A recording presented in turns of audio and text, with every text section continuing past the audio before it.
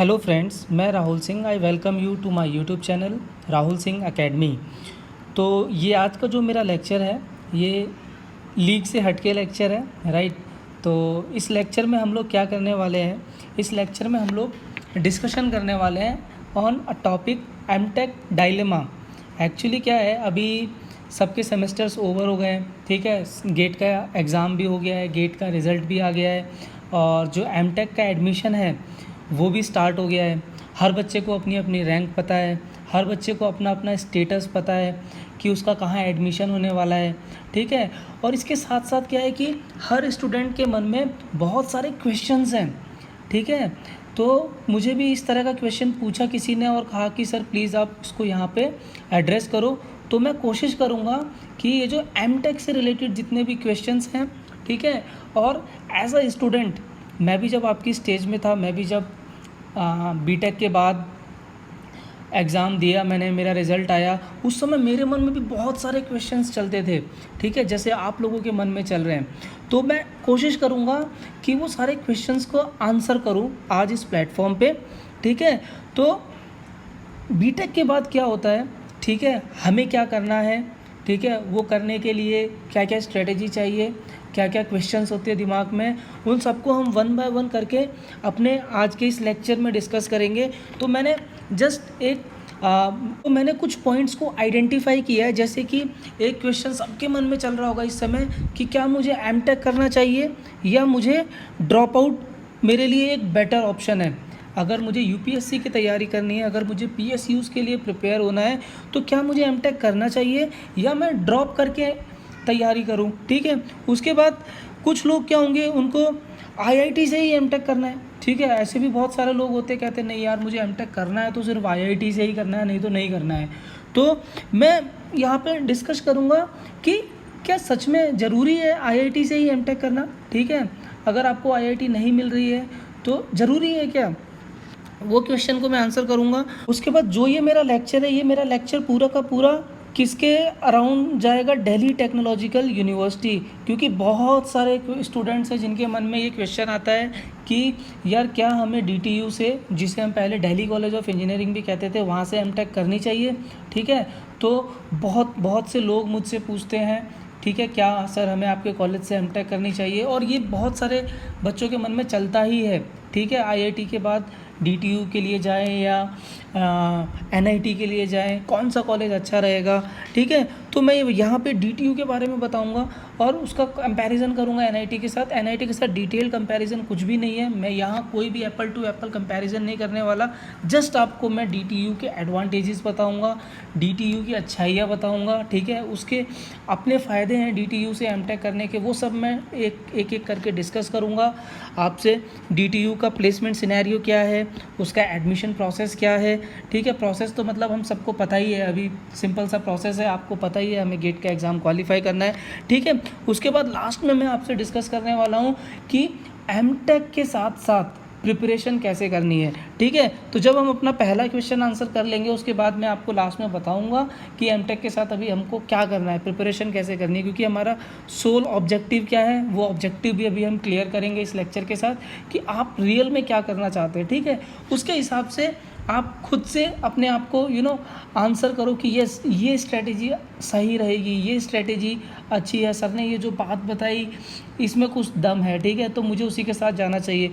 तो देखो, मैं आप लोगों से सिर्फ इतना ही रिक्वेस्ट करूँगा कि जिस स्टेज पर आप लोग हो, उस स्टेज पर हम लोग 6 साल 7 साल 8 साल पहले थे, ठीक है।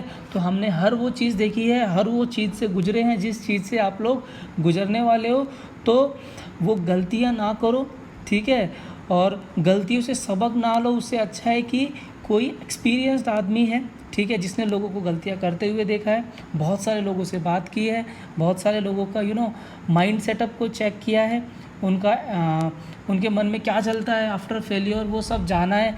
तो हम क्यों ना उनके एक्सपीरियंस को यूज़ करके एक स्टार्ट लें कि हमें करना क्या है, राइट। तो अब हम लोग क्या करते हैं, वन बाय वन अपने पॉइंट्स को डिटेल में डिस्कस करेंगे, ठीक है।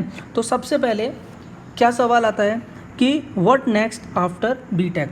तो हम सब ने अपने अपने एग्ज़ाम दे दिए हैं, हम सबको ऑलमोस्ट अपना रिज़ल्ट पता है, ठीक है। अपनी सिचुएशन हम सबको पता है, हम सब ने गेट का एग्ज़ाम दे दिया है, ठीक है। गेट का एग्ज़ाम देने के बाद गेट का स्कोर भी आपके पास है, और अगर आपका कैंपस हो गया है तो वो प्लेसमेंट लेटर भी आपके पास है। तो अब सवाल आता है कि अब क्या करना है। तो हर बीटेक स्टूडेंट के सामने 3 चीज़ें हैं। पहला, job campus placement, job campus placement के थ्रू जिनकी जॉब लग गई है वो अपना एंजॉय करें, ठीक है। और जब कभी तैयारी करनी है आपको तो आप ये लेक्चर देखें, ठीक है। मीनवाइल आप एंजॉय करें, आपके लिए ये लेक्चर नहीं है। नेक्स्ट कैटेगरी है वो बच्चे जिनको एमटेक करना है, ठीक है, या उनको पीएसयूज़ और यूपीएससी की तैयारी करनी है। यूपीएससी में मैं आईएएस और आईएएस दोनों को कंसीडर करता हूँ, लेकिन बीइंग टेक्निकल बैकग्राउंड, मेरा जो बैकग्राउंड है वो पूरा टेक्निकल है, तो मैं यहाँ पे सिर्फ और सिर्फ यूपीएससी में किसको कंसीडर कर रहा हूँ, मैं सिर्फ और सिर्फ आईएएस को कंसीडर कर रहा हूँ, ठीक है। तो जो भी इंजीनियरिंग स्टूडेंट है वो क्या करता है, आईएएस की तैयारी करता है। तो हमारे पास 2 ऑप्शन हो गए, पहला ऑप्शन एमटेक, दूसरा ऑप्शन पीएसयूज़ या यूपीएससी, ठीक है। अभी एमटेक करने के लिए क्या करना है, ठीक है, एमटेक और पीएसयू के लिए क्या करना है, एमटेक और पीएसयू के लिए जो करना है उसका एक अटेम्प्ट आप सभी लोग दे चुके हो, ठीक है। वो क्या है, वो है गेट का एग्ज़ाम। कौन सा एग्ज़ाम, गेट का एग्ज़ाम। गेट क्या होता है, गेट होता है graduate aptitude test of engineering, जो कि आईआईटीज़ और आईआईएससी बैंगलोर ये कंडक्ट करते हैं, और हर साल डिफरेंट आईआईटी गेट का एग्ज़ाम कंडक्ट करती है, ठीक है। तो उस गेट के एग्ज़ाम के बेसिस पे हमारे गेट स्कोर आता है और हमारे हाथ में रैंक होती है, ठीक है। गेट का अपना एक कट ऑफ लिस्ट रहता है, ठीक है। तो जो मेरी रिसर्च एनालिसिस थी जब मैं बीटेक में था, तो मेरे हिसाब से जो मैंने किया था रिसर्च, गेट हर साल 15 से 20 हज़ार स्टूडेंट्स को क्वालिफाई करता है, ठीक है। तो जो 15 से 20 हज़ार स्टूडेंट्स को क्वालिफाई करता है, तो वो जो 15 से 20 हज़ार स्टूडेंट्स होते हैं वो उस क्वालिफाइंग मार्क्स के ऊपर होते हैं, आउट ऑफ 1.5 से 2 लाख बच्चे। तो जनरली गेट की कट ऑफ जो आती है वो 30 से 35 नंबर के बीच में आती है, अगर पेपर ठीक ठाक आया है तो, ठीक है। तो 35 से ऊपर कितने बच्चे हुए, अराउंड 15 to 20,000 स्टूडेंट्स। तो हमारे पास बच्चे कितने हैं, 15 से 20 हज़ार, और हमारे पास सीटें कितनी हैं, अगर मैं पीएसयू की बात करूं तो हंड्रेड्स में, हंड्रेड्स बोले तो 150, 200 या मैक्सिमम 250 सीट मैकेनिकल वालों के लिए, ठीक है। सीएसआईटी ईसी वालों के लिए तो और कम सीट्स होती हैं पीएसयूज़ के अंदर, और सीएसआईटी ईसी वालों का लिए तो आईएएस का एग्ज़ाम भी नहीं है, ठीक है। तो अगेन मैकेनिकल, सिविल, इलेक्ट्रिकल के लिए क्या हो गया, आईएएस का एक एग्ज़ाम होता है, जहाँ पे आपके पास, अगर मैं मैकेनिकल की बात करूँ तो रफली 90 to 100 सीट्स होती हैं आपके पास, ठीक है। तो इन शॉर्ट ये कह लो कि हमारे पास 20,000 बच्चे हैं, ठीक है, और 20,000 बच्चों के पास हार्डली, मतलब अगर मैं क्रीम की बात करूं तो 1500 के आसपास सीट्स हैं, ठीक है, including PSU, including top IITs, including top universities. Top universities में एक यूनिवर्सिटी डीटीयू, जिसको मैं यहाँ पे डिटेल में डिस्कस करने वाला हूँ, ठीक है, और टॉप की एनआईटीज़। तो ये जो टॉप का जो क्रीम है, अगर उसको मैं मिला दूँ तो हार्डली कितनी सीटें आती हैं, 1000 से 1500 सीटें। तो 1000 से 1500 सीटों के लिए अभी जो आईआईटी या आईआईएससी जिसने गेट का एग्ज़ाम लिया है, उसने कितने बच्चों को क्वालिफाई कर दिया, उसने 17 से 20 हज़ार बच्चों को, इन शॉर्ट 20 हज़ार बच्चों को क्वालिफाई कर दिया। तो अब हमारे दिमाग में बहुत सारे क्वेश्चंस आते हैं कि सर अब हमको करना क्या है, जिनको उन क्रीम वाली जगह पे एडमिशन नहीं मिला, जिनका पीएसयू में एडमिशन नहीं हुआ, जिनका टॉप की आईआईटी में एडमिशन नहीं हुआ, वो बच्चे ज़्यादा परेशान हैं, ठीक है। या आप ये कह लो जिनका गेट स्कोर अच्छा नहीं है वो ज़्यादा परेशान है कि सर अब हमें करना क्या है, हमें एमटेक करनी है या हमें 1 साल ड्रॉप करके पीएसयू और यूपीएससी की तैयारी करनी है। तो मेरी पूरी कोशिश रहेगी कि मैं उनके हर क्वेश्चन को आंसर करूं, ठीक है। तो गेट की मैंने बात कर ली, गेट क्या होता है, ठीक है। गेट में जनरली मेरे हिसाब से अगर आपके 500 से 800 के बीच में रैंक है, ठीक है, तो आपको आईआईएससी में एडमिशन मिल जाएगा। आईआईएससी जनरली कहते हैं कि टॉप 100 के बीच में आईआईएससी फुल हो जाता है, ठीक है। पीएसयूज़ में एडमिशन मिल जाएगा। पीएसयूज़ के अंदर हार्डली आपके पास, सारे पीएसयू को मैं मिला दूं तो आपके पास ये कह लो 250 से 300 के आसपास सीट होती हैं। तो देखो टॉप का क्रीम चला गया, IISc में 50-60 बच्चे IISc में चले गए, 200-250 बच्चे PSU में चले गए। अब जो बच गए 600-700 बच्चे, ठीक है, आउट ऑफ 800 या आप 1000 पकड़ लो, तो वो कहाँ चले जाते हैं, वो टॉप की IITs में चले जाते हैं, ठीक है। और यहाँ मैं गुड ब्रांचेस की बात कर रहा हूँ, अच्छी ब्रांचेस। अगर मैं मैकेनिकल की बात कर रहा हूँ तो थर्मल डिज़ाइन और प्रोडक्शन, मैं इंटरडिसिप्लिनरी ब्रांच की बात नहीं कर रहा हूँ, ठीक है। अगर आप इंटरडिसिप्लिनरी ब्रांच की बात करेंगे तो आपके कम स्कोर में भी आपको कोई ना कोई इंटरडिसिप्लिनरी ब्रांच मिल जाएगी, ठीक है। तो जो बच्चे सेकंड कैटेगरी में आते हैं, जिनकी रैंक 800 से 1500 के बीच में है, ठीक है, उनके लिए कौन सी IIT के दरवाजे खोलते हैं, उनके लिए जो हमारी टॉप की 7-8 IIT हैं वो ऑलमोस्ट अपने दरवाजे बंद कर चुकी होती हैं, ठीक है। तो जो नीचे की NITs हैं, जो नई नई NIT, IIT Patna, IIT Gandhinagar, IIT Hyderabad, IIT मंडी, तो ये कुछ नई IITs हैं जिनमें 800 से 500 की रैंक के बच्चों को एडमिशन मिल जाता है। या फिर बहुत से ऐसे बच्चे होते हैं जो नई IIT को प्रेफर ना करके, ठीक है, अगेन बहुत से बच्चे होते हैं जो नई IIT को प्रेफर नहीं करते हैं, जैसे कि मैं भी था उनमें से, ठीक है। वो कहाँ जाते हैं, या तो टॉप की NIT के लिए जाएंगे। टॉप की NIT बोले तो NIT Trichy, NIT Warangal, MNIT Allahabad, ठीक है। या फिर जो टॉप के स्टेट के कॉलेजेस हैं जिसमें DTU Delhi technological university, NSIT Netaji Subhash institute of technology Delhi, ये कॉलेजेस आते हैं, ठीक है। उस कैटेगरी में जाते हैं कुछ बच्चे, ठीक है। तो मैं उसके अपने एडवांटेजेस डिसएडवांटेजेस बताऊंगा। उसके बाद अबव 1500 टू 4500 जो रैंक के बच्चे होते हैं उनको कोई ना कोई NIT मिल जाती है, ठीक है। तो आप लोग डिसअपॉइंट ना हो अगर आपकी रैंक पीछे आई है, कोई ना कोई NIT मिल जाएगी। अगेन मैं कौन सी ब्रांच की बात कर रहा हूँ, थर्मल डिज़ाइन और प्रोडक्शन।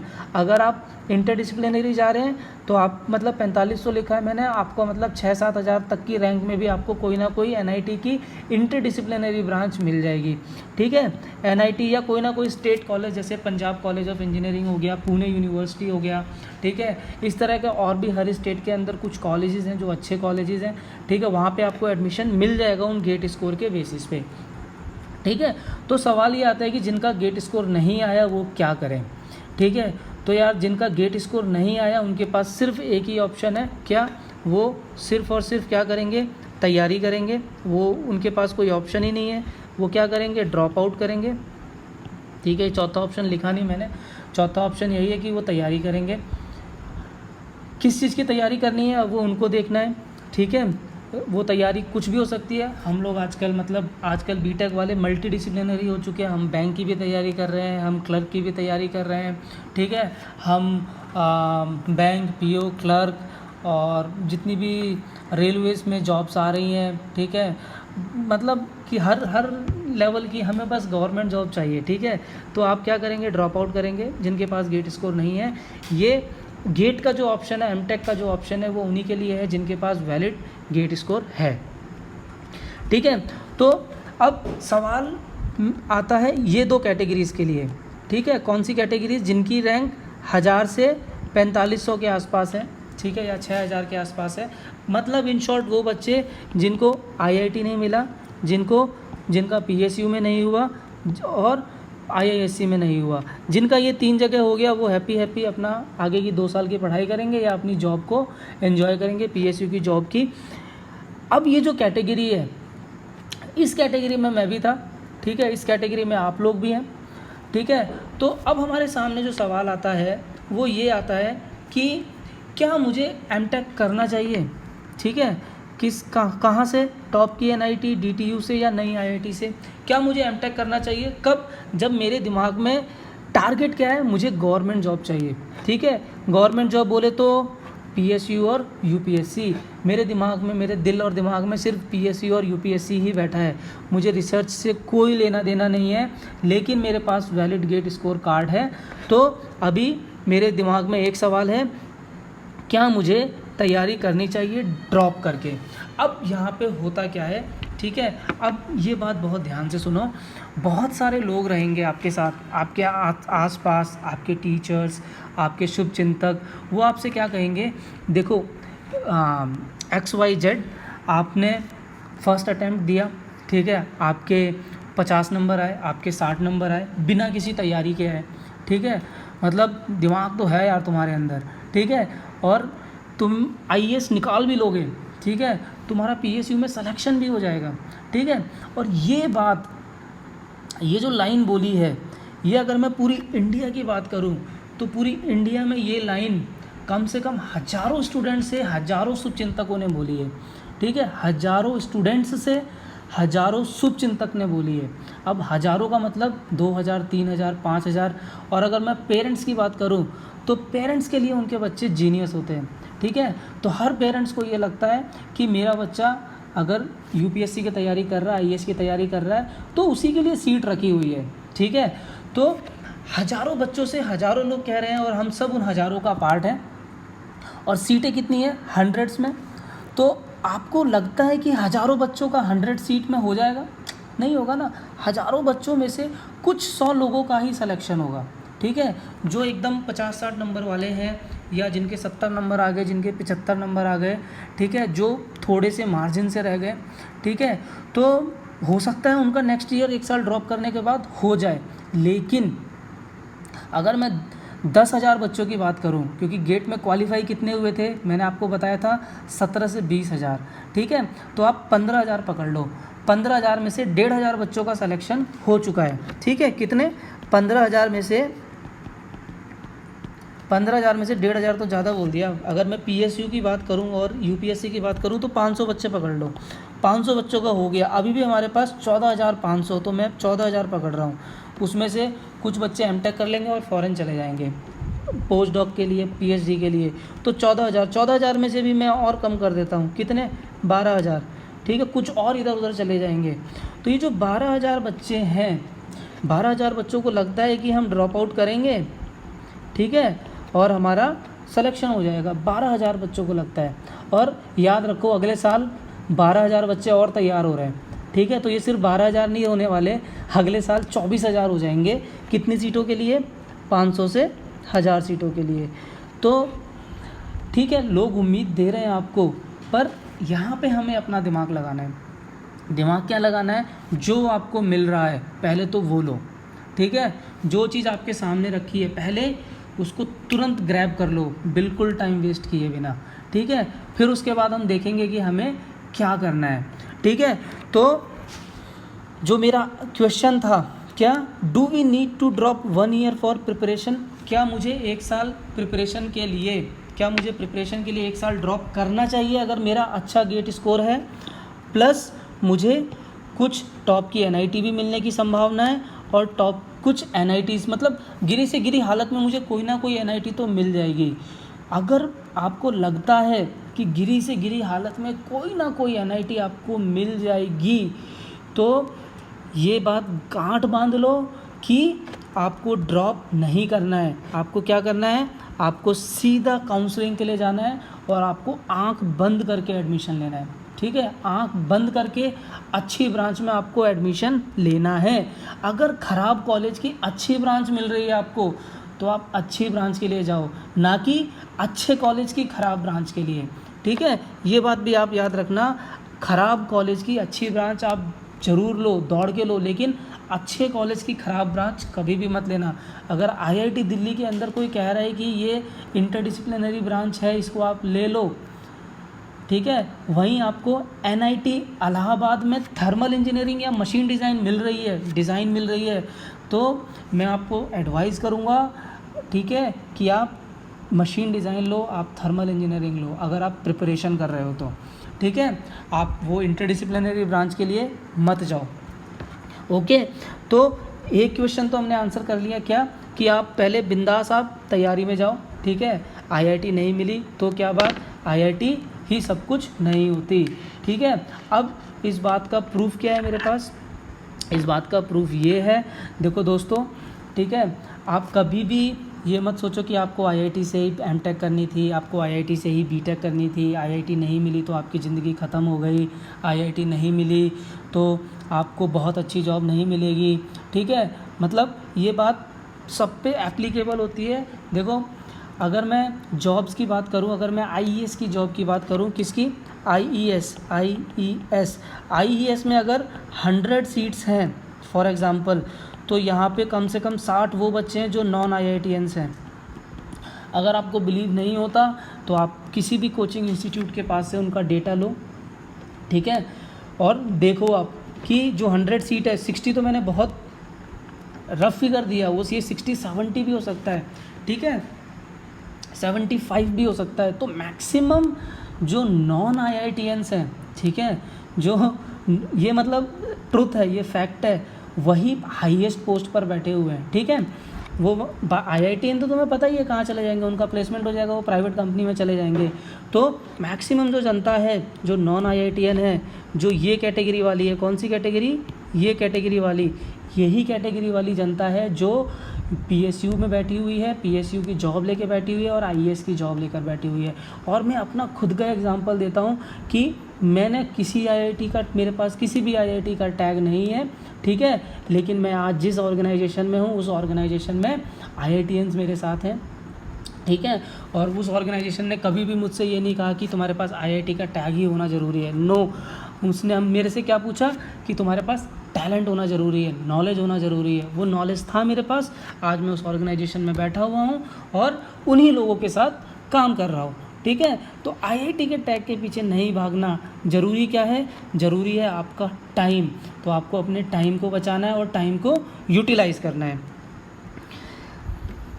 नेक्स्ट क्वेश्चन है, ठीक है, ये सब मैंने आपको आंसर किया, ठीक है, कि आपको ड्रॉप क्यों नहीं करना है और ड्रॉप नहीं करने के कुछ इंटरेस्टिंग, ठीक है, कुछ इंटरेस्टिंग एडवांटेजेस भी हैं, जिसमें से पहला क्या है, देखो, जो लोग UPSC की तैयारी कर रहे हैं, ठीक है, जो लोग IAS की तैयारी कर रहे हैं, IAS और IAS की तैयारी कर रहे हैं और उनको इन IITs में NITs में एडमिशन मिल रहा है, ठीक है, उसके बहुत फ़ायदे हैं। पहला फ़ायदा क्या है कि उनके पास 2 साल एक्स्ट्रा टाइम आ गया प्रिपरेशन का। अभी मुझसे कोई नहीं पूछने वाला, ठीक है, कि मैं क्या कर रहा हूँ, ठीक है, सबको पता है, मेरे रिश्तेदारों को, मेरे पड़ोसियों को, सबको पता है कि फ़लाने का लड़का पढ़ाई कर रहा है, ठीक है। पहले वो इंजीनियरिंग कर रहा था, अभी वो इंजीनियरिंग के ऊपर की पढ़ाई कर रहा है, ठीक है, अभी वो MTech कर रहा है, ठीक है। तो सोसाइटी के लिए अभी मैं और एडवांस हो गया, ठीक है। और ऑन ग्राउंड, अगर मैं ग्राउंड की बात करूं तो 4 साल तो हमने बर्बाद कर ही दिए हैं, तभी हमें तैयारी करने की ज़रूरत पड़ रही है। तो 2 साल का आपको ये समझ लो, लाइफ ने एक ग्रेस पीरियड दिया है। क्या दिया है, ग्रेस पीरियड। जैसे ग्रेस मार्क्स मिलते हैं ना, फिर उसके बाद हमें एक झटका लगता है, तो ये एक झटके की तरह आपको लिया, आपके पास 2 साल का ये ग्रेस पीरियड है, ठीक है। या तो आप बन जाओ या आप बिगड़ जाओ। तो 2 साल का आपको एक ग्रेस पीरियड मिल गया। उसके बाद सोशल का कोई प्रेशर नहीं है, सोसाइटी का कोई प्रेशर नहीं है। सोसाइटी के लिए अभी जो फलाने का लड़का है, शर्मा जी का लड़का, वो तो MTech कर रहा है, ठीक है, BTech से भी ऊपर की पढ़ाई कर रहा है। हाँ, अगर मैंने ड्रॉप आउट किया होता तो आप खुद इमेजिन कर लो, जो लोग ड्रॉप आउट करके ये लेक्चर देख रहे हैं वो ये स्टेजेस के थ्रू जा चुके हैं। पड़ोसी कहते हैं यार देखो फलाने के लड़के ने इंजीनियरिंग की और कुछ नहीं हुआ। उस चक्कर में क्या होता है, इंजीनियरिंग करके जो एक करियर अपॉर्चुनिटी, एक करियर ऑप्शन है, वो बदनाम होती जा रही है, ठीक है। इंजीनियरिंग बदनाम होती जा रही है, लोग इंजीनियरिंग के ऊपर मजाक बनाते जा रहे हैं, ठीक है। तो हमें उस मजाक का पात्र नहीं बनना है। तो अगर आपने किसी भी छोटे मोटे MTech कॉलेज में एडमिशन ले लिया तो आपके ऊपर कोई भी सोशल प्रेशर नहीं आने वाला। आप थोड़े बहुत तो सेल्फ इंडिपेंडेंट हो जाएंगे। क्यों? क्योंकि आपको स्टाइफन मिलेगा, स्टाइफन से आपकी ऑलमोस्ट MTech की फ़ीस आ जाएगी, ठीक है। नहीं आएगी तो आप 1-2 घंटे ट्यूशन भी पढ़ा सकते हैं, तो आपका खर्चा भी निकल जाएगा, ठीक है। नहीं तो अगर आप किसी IIT लोअर IIT NIT से MTech कर रहे हैं तो आपको बैंक आराम से लोन दे देगी और आपके स्टाइफन में आपका खर्चा चल जाएगा। तो पढ़ाई का खर्चा बैंक दे देगा और आपका खर्चा आपको स्टाइपेंड से मिल जाएगा। तो अगेन आपकी डिपेंडेंसी पेरेंट्स के ऊपर ख़त्म हो गई और एटलीस्ट पेरेंट्स को ये लगेगा कि यार चलो इस पे 4 साल तो हमने पैसे खर्च किए, अब हमें आगे 2 साल और ना खर्चा करना पड़े, ठीक है। तो वो चीज़ भी पेरेंट्स के दिमाग में नहीं आएगी। पेरेंट्स को लगेगा कि चलो यार बच्चा सेल्फ इंडिपेंडेंट हो गया है। और इस चीज़ की मैं गारंटी ले लेता हूँ कि अगर आपने MTech कर लिया तो आप खाली तो नहीं बैठने वाले। BTech वाला ज़रूर खाली बैठ सकता है लेकिन MTech वाला ज़िंदगी में खाली नहीं बैठेगा, ठीक है। क्यों? क्योंकि दुनिया में इतने सारे इंजीनियरिंग कॉलेजेस खुले हुए हैं, कहीं ना कहीं आपको जॉब असिस्टेंट प्रोफेसर की मिल ही जाएगी, ठीक है। तो दूसरा एक और एडवांटेज क्या है कि अगर मैं उनकी बात करूं जो प्राइवेट जॉब में है, तो ट्रस्ट मी, मैं ऐसे बहुत से लोगों को जानता हूं ठीक है। अगर मेरे पास 100 ऐसे स्टूडेंट्स हैं जो प्राइवेट जॉब में हैं, तो यार वो 100 में से ना हार्डली 5 से 10 ही ऐसे स्टूडेंट्स हैं, ऐसे लोग हैं जो यूपीएससी और ये सब एग्ज़ाम क्लियर कर पाते हैं। अगर मैं बात करूं तो मास की बात करता हूं, 80-90 लोगों का क्या, तो वो ना तो प्राइवेट जॉब के ही रहते हैं और ना ही ढंग से तैयारी कर पाते, तो उनकी दोनों तरह की लाइफ क्या होती है, डिस्टर्ब रहती है। तो प्राइवेट जॉब में आपको सफिशिएंट टाइम नहीं मिल पाएगा एज़ कम्पेयर टू एमटेक। और एक सबसे मज़े की बात मैं बताता हूँ, ठीक है। सबसे मज़े की बात क्या है कि ये जो भी जिन भी बच्चों को, ठीक है, मैं मतलब अगेन आपको बता रहा हूँ, ठीक है, जो भी चाहते हैं लाइफ में आईएएस और आईएएस या फिर पीएसयू को क्रैक करना, ठीक है, वो मतलब टॉप की एनआईटी में ना जा कर के, ठीक है, अगेन ध्यान रखना, मैं आपको टॉप की आईआईटी में जाने से मना कर रहा हूँ। वो अगर उनको सिर्फ जॉब ही करनी है, रिसर्च में नहीं जाना है, ठीक है, मतलब कुछ भी हो जाए, दुनिया इधर से उधर हो जाए, मुझे पीएचडी नहीं करनी है, रिसर्च में नहीं जाना है, तो जो क्रीम है, जो टॉप की आईआईटी में जा रहा है, वो टॉप की आईआईटी में ना जा कर के लोअर एनआईटी में जा सकता है या फिर डीटीयू में एडमिशन ले सकता है, ठीक है। अगर उसका सोल ऑब्जेक्टिव क्या है, पीएसयू को क्लियर करना और आईएएस क्लियर करना, आईएएस क्लियर करना। क्यों? क्योंकि टॉप की आईआईटीज़ आपको कभी भी टाइम नहीं देने वाली प्रिपरेशन का, ये बात आप याद रख लो, ये बात आप गांठ बांध लो। टॉप की आईआईटी चाहे दुनिया इधर से उधर हो जाए, आपको टाइम नहीं देगी, आपके लिए बहुत डिफ़िकल्ट होगा टाइम निकालना। उस चक्कर में क्या होता है, ना तो आप घर के रहते हो, ना आप घाट के रहते हो। तो अगर 50 स्टूडेंट ऐसे हैं जो टॉप की आईआईटी में है, तो उसमें से मुश्किल से 5 से 10 बच्चे ही ऐसे होंगे जो किसी तरह से अपना टाइम निकाल पाएंगे। बाकी की जनता कहती है यार प्रोफेसर रात रात में हमें बुला लेते हैं, प्रोजेक्ट का क्या हुआ, असाइनमेंट का क्या हुआ, मतलब आप खुद इमेजिन कर लो या अपने दोस्तों को कॉल कर करके पूछ लो, कोई भी टॉप की आईआईटी वाला है, अगर उसको मतलब आईआईटी भी करनी है और तैयारी भी करनी है, तो दोनों काम वो नहीं कर पाएगा, ठीक है। तो ये तो रहा आपको एमटेक क्यों करनी है, ठीक है। और ये भी मैंने आपको बता दिया कि अगर आपको सच में प्रिपरेशन करनी है, सच में गवर्नमेंट जॉब निकालनी है, तो आप छोटी मोटी आईआईटी एनआईटी में एडमिशन ले लो और तैयारी करो। बड़ी आईआईटी में एडमिशन नहीं लेना है, क्योंकि वो आपको तैयारी करने का टाइम भी नहीं देंगे। अब मैं इस क्वेश्चन, ये जो मेरा लेक्चर था, इसका जो मेन ऑब्जेक्टिव था वो ये था कि सर क्या डीटीयू अच्छा कॉलेज है, सर डीटीयू का प्लेसमेंट सिनेरियो क्या है, सर डीटीयू में किस रैंक तक मुझे एडमिशन मिलता है, सर डीटीयू की फैकल्टी कैसी है, सर डीटीयू लोकेशन कैसा है, सर क्या डीटीयू में मुझे पढ़ने के लिए टाइम मिलेगा। यस, डेफिनेटली मिलेगा। तो ये सारे क्वेश्चंस को मैं आंसर करूँगा, ठीक है। सर क्या डीटीयू एनआईटी से बेहतर है, ठीक है। तो अगेन एनआईटी जैसे आईआईटी का टैग है, वैसे एनआईटी का टैग है, तो सवाल लोगों के मन में यही आता है कि सर क्या डीटीयू एनआईटी से अच्छा है या नहीं है, ठीक है। तो उसके अपने अपने आंसर है, अपना अपना पर्सपेक्टिव है, तो वो मैं थोड़ा बहुत बताने की कोशिश करूँगा। तो डीटीयू है क्या, देखो हम सबको पता है दिल्ली टेक्नोलॉजिकल यूनिवर्सिटी, जो कि पहले कभी दिल्ली कॉलेज ऑफ इंजीनियरिंग भी था, और ये पार्ट था डीयू का, दिल्ली यूनिवर्सिटी का, जो कि बाद में एक यूनिवर्सिटी में कन्वर्ट हो गया, जिसको हम क्या कहते हैं, डीटीयू। तो ये जो डीटीयू है ना, ये टॉप की एनआईटीज़ को फुल टक्कर देता है, फुल टक्कर, ठीक है। मतलब फुल टक्कर बोले तो फुल टक्कर देता है, ठीक है। और कुछ आईआईटी से भी ऊपर है, ठीक है। कुछ आईआईटी जो नीचे की आईआईटी है ना, उनसे भी ऊपर है in terms of placement, in terms of number of company visited per year. किसके लिए? बीटेक के लिए। किसके लिए? बीटेक के लिए। और अगर मैं CSIT सॉफ्टवेयर ब्रांचेस की बात करूं, ठीक है, तो जो CSIT सॉफ्टवेयर वाले दोस्त लोग हैं यार, आप आंख बंद करके डीटीयू में एडमिशन लो अगर आपको आईआईटी में एडमिशन नहीं मिला है, ठीक है। क्यों? क्योंकि कम से कम 200-300 कंपनियां आती हैं डीटीयू में हर साल, ठीक है। और अगर मैं मतलब सॉफ्टवेयर की बात करूं, तो सॉफ्टवेयर का जो एवरेज पैकेज रहता है, ठीक है, वो कम से कम 13 से 15 लाख का रहता है, और हाईएस्ट पैकेज की तो कोई लिमिट ही नहीं है। मतलब हाईएस्ट पैकेज बोले तो 30 लाख, 40 लाख, 60 लाख, करोड़ों तक में बच्चों का पैकेज जाता है डीटीयू से। और प्लेसमेंट एब्सोल्युटली फैंटास्टिक है, ठीक है। किन के लिए?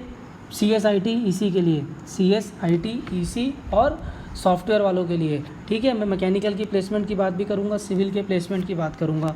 फैकल्टी की अगर मैं बात करूँ, फैकल्टी बहुत अच्छी है, हाईली क्वालिफाइड फैकल्टी है, बहुत टैलेंटेड लोग हैं, ठीक है। मैं पर्सनली मैकेनिकल डिपार्टमेंट को जानता हूँ। तो फैकल्टी यार मतलब ये वो फैकल्टीज़ हैं जो यूपीएससी और आईएएस के इंटरव्यूज़ में बैठती हैं पैनल के अंदर। तो जो फैकल्टी पैनल के अंदर बैठ रही है, ट्रस्ट में जब वो क्लास में आपको लेक्चर डिलीवर करेगी ना, तो वो सारे छोटे छोटे पॉइंट्स वो लोग बताते हैं कि इंटरव्यू में ये पूछते थे, हम ये पूछते थे, ये टॉपिक बहुत इंपॉर्टेंट है। और वो मेरे साथ भी हुआ है और मेरे से भी इंटरव्यू में उस तरह के सवाल पूछे गए और मैंने आंसर भी किया और जॉब भी सिक्योर की। तो फैकल्टी बहुत अच्छी है, नो डाउट। एक्सपोजर की बात करूँ, टैग की बात करूँ, तो डीटीयू का टैग बहुत बड़ा टैग है, ठीक है। DTU, Delhi college of engineering, almost her countries के इवेंट्स में पार्टिसिपेट करता है। सबसे बड़ा एडवांटेज जो है डीटीयू का, ठीक है, जो मैंने कहा ना पर्सपेक्टिव डीटीयू वर्सेस एनआईटीज़ और लोअर आईआईटीज़, सबसे बड़ा सबसे बड़ा जो एडवांटेज है वो है लोकेशन का। लोकेशन क्या? दिल्ली, ठीक है। दिल्ली सबसे बड़ा एडवांटेज है डीटीयू का। यही डीटीयू अगर, ठीक है, उत्तराखंड में होता, यही डीटीयू अगर त्रिची में होता, तो मैं कभी आपको डीटीयू रिकमेंड नहीं करता, ठीक है। डीटीयू का जो सबसे बड़ा एडवांटेज है वो क्या है? लोकेशन, दिल्ली। अब कैसे? देखो, हम सबको क्या करना था, हम सबको तैयारी करनी थी, क्रैक करना था यूपीएससी और पीएसयूज़, और वो तैयारी करने के लिए हम सब कहाँ आते? हम सब आते दिल्ली, ठीक है। तो दिल्ली आते, ईयर ड्रॉप करते, ठीक है। अब रहने का खर्चा, कोचिंग का खर्चा, खाने का खर्चा, ये सारा खर्चा हम किससे लेते? पेरेंट्स से। बैंक तो हमें इसके लिए लोन देने वाला भी नहीं है। बैंक किसके लिए लोन देगा? कॉलेज की फ़ीस के लिए, आपके रहने खाने का खर्चा नहीं देने वाला बैंक। तो देख लो यार, स्ट्रगल मतलब बहुत से ऐसे स्टूडेंट हैं जिन्होंने इंजीनियरिंग कर ली है, मैं भी जानता हूँ, ठीक है। और हमारे टाइम पे हमारे साथ भी थे जो ये सब खर्चे अफोर्ड नहीं कर सकते, किसी तरह वो लोग ये खर्चों को मैनेज करते हैं। बहुत सारे बच्चे होंगे जो मैनेज कर रहे होंगे, ठीक है। तो वो फ्री फंड में उनको यहाँ कुछ नहीं मिलने वाला। अगर आपके हाथ में गेट स्कोर कार्ड है और अगर आपको डीटीयू में एडमिशन मिल रहा है और आपको एनआईटी त्रिची में एडमिशन मिल रहा है, ठीक है, तो आँख बंद करके डीटीयू लो। जब मैंने काउंसलिंग की थी, मेरे को हर एनआईटी मिल रही थी, टॉप की एनआईटीज़ मेरे मुझे मतलब लिस्ट में थी ऊपर, और मेरी रैंक के हिसाब से मुझे सारी एनआईटी मिलने वाली थी। लोअर आईआईटीज़ लाइक आईआईटी मंडी, आईआईटी गांधीनगर, ये सब भी मुझे मिल जाता। लेकिन मुझे क्या मिल रहा था? मैंने डीटीयू ट्राई किया और जब मेरा डीटीयू में एडमिशन हो गया मैंने सब छोड़ दिया, ठीक है। मेरा घर भी दिल्ली में, और दिल्ली की जो लोकेशन है, ठीक है, वो मैं आपके साथ और आगे डिस्कस करूँगा, मतलब अनकम्पेरेबल है, अनकम्पेरेबल। तो ये डीटीयू का सबसे बड़ा पॉजिटिव पॉइंट क्या है? लोकेशन, जहाँ पे आपको हॉस्टल में रहने के लिए चीप हॉस्टल मिल जाएगा कॉलेज का, खाने के लिए मेस का खाना मिल जाएगा, पढ़ाई के लिए आपको एनवायरनमेंट मिल जाएगा, आपको लाइब्रेरी मिल जाएगी, आपकी कॉलेज की फ़ीस बैंक ले लेगा, और आपका स्टाइफंड, आपका अपना जो भी पर्सनल खर्चा होगा वो फुलफ़िल करेगा, फुल इंडिपेंडेंट, ठीक है। उसके बाद एक और जो एडवांटेज आप ले सकते हैं वो क्या है? पार्ट टाइम में आप कोचिंग भी ज्वाइन कर सकते हैं, ठीक है। कोई भी आप XYZ कोचिंग आप ज्वाइन कर ले। मैंने भी एमटेक में पार्ट टाइम में कोचिंग ज्वाइन कर ली थी फर्स्ट ईयर में ही। क्यों? क्योंकि वीकेंड ऑफ रहता है डीटीयू के अंदर, सैटरडे संडे ऑफ, तो सैटरडे संडे आप पार्ट टाइम कोचिंग ज्वाइन कर सकते हैं अगर आपके अंदर कैपेबिलिटी है। नहीं तो आजकल ऑनलाइन बहुत मटीरियल अवेलेबल है, ठीक है। तो ये दूसरा सबसे बड़ा एडवांटेज हो गया क्या? कि आप वीकेंड में कोचिंग ज्वाइन कर सकते हैं अगर आप डीटीयू में हैं, ठीक है। अब मैं प्लेसमेंट की बात करता हूँ। प्लेसमेंट CSIT सॉफ्टवेयर 13 से 15 लाख एवरेज पैकेज, 30 से 70 लाख हाईएस्ट पैकेज। अगर मैं कोर ब्रांचेस की बात करूँ तो मैंने आपको पहले भी कहा, अगर आपने एमटेक कर लिया और डीटीयू से कर लिया तो आप कभी खाली तो बैठने वाले नहीं हैं। टीचिंग जॉब आपको मिल ही जाएगी, सैलरी आपकी होगी 40,000 के आसपास, ठीक है। वर्स्ट कंडीशन में 35 से 40,000 आपको सैलरी मिलेगी, ठीक है। और अगर अच्छे कॉलेज में गए, अच्छा मतलब वो अगर आपको पे स्केल वगैरह देते हैं तो फिर आपकी बहुत अच्छी सैलरी बन जाएगी, ठीक है। तो ऑन एन एवरेज आपको 6 से 8 लाख का पैकेज तो टीचिंग में रखा हुआ है, ठीक है। और कोचिंग इंस्टीट्यूट्स भी आते हैं रिक्रूट करने के लिए, तो उनके अंदर होता है तो यार और ज़्यादा पैकेज। उसके बाद कुछ फाइनेंस की companies, construction, automobile companies. DTU का एक और एडवांटेज क्या है कि ये आपको एमटेक के बच्चों को भी बीटेक के बच्चों के साथ बैठने का पूरा पूरा मौका देते हैं। आईआईटीज़ वाले नहीं देते हैं, ठीक है। बहुत सी आईआईटीज़ नहीं देती है, कुछ आईआईटीज़ देती भी होंगी, आई डोंट नो, लेकिन डीटीयू के अंदर आपको पूरा पूरा मौका मिलता है बैठने के लिए, ठीक है। जैसे जब मेरे टाइम पे आईटीसी भी आई थी, तो आईटीसी में मैं बैठा था, ओके। तो इक्वल अपॉर्चुनिटी देते हैं एमटेक को, तो आईटीसी मेरे सामने आई थी तो मैं बैठा था उसके अंदर, लेकिन आई वाज नॉट इंटरेस्टेड। मेरा जो टारगेट था सिंपल एंड क्लियर था कि मुझे पीएसयू और मुझे गवर्नमेंट जॉब लेना है, और मैंने लिया।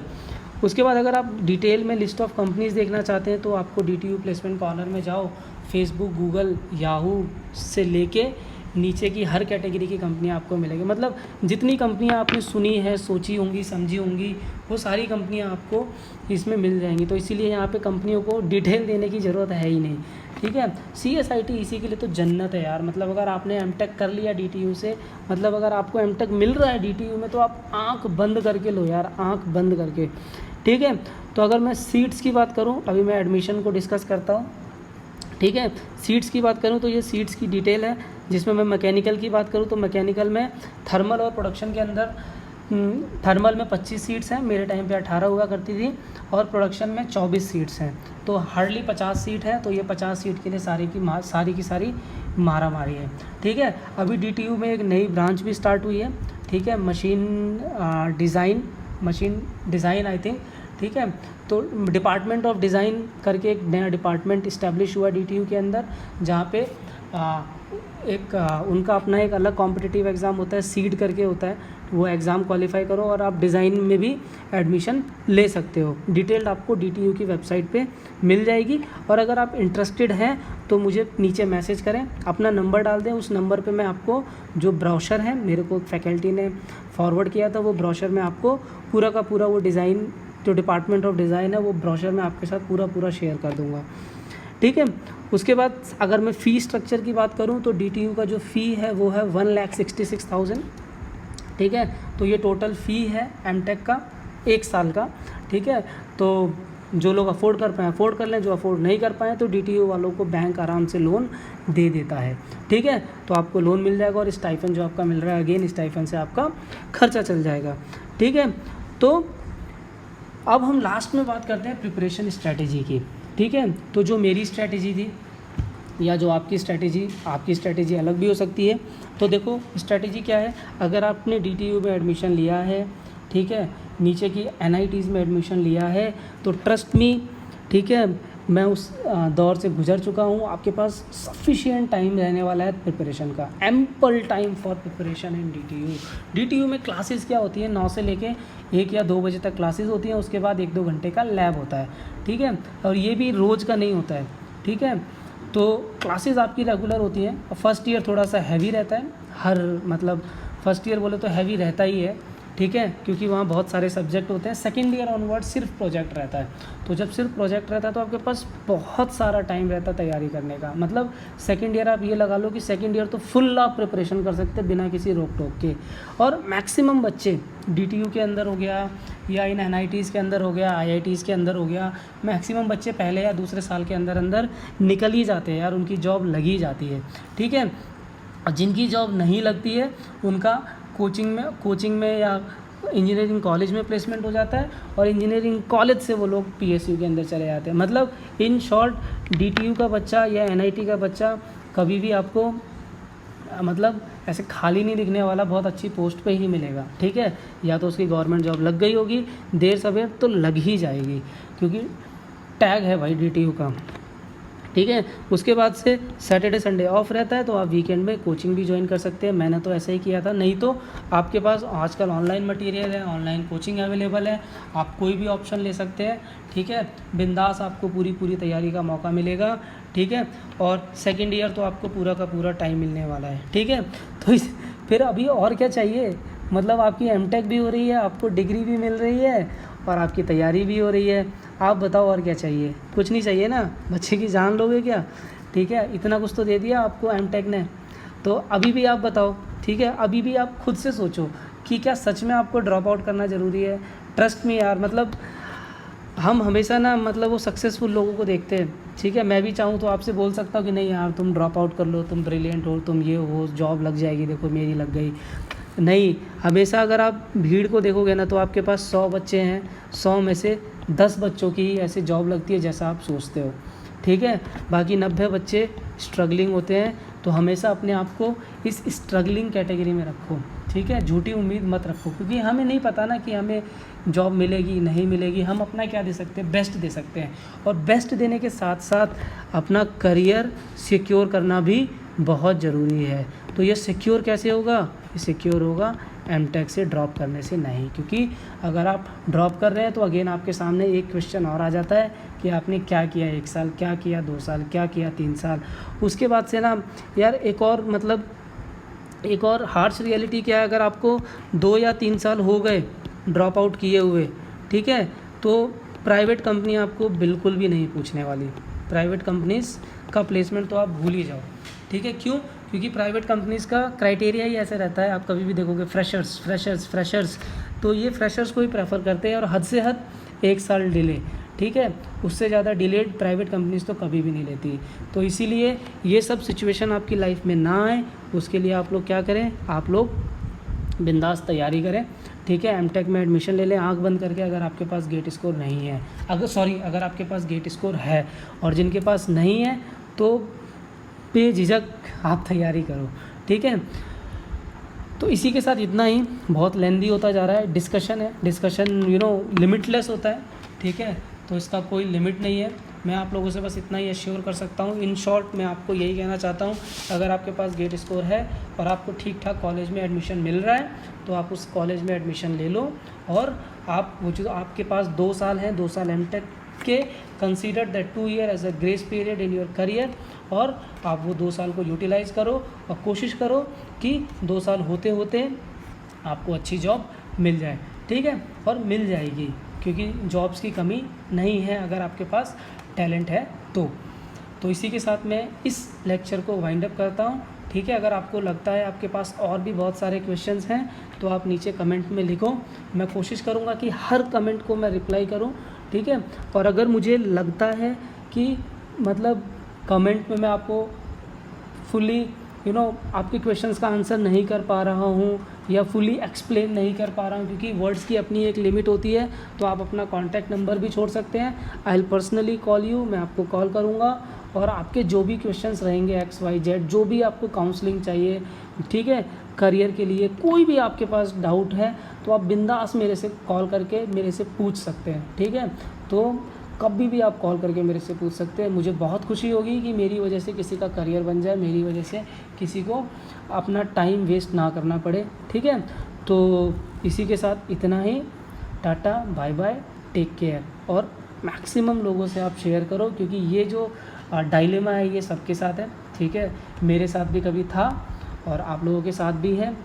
सो try to utilize my experience and get benefited. Tata bye.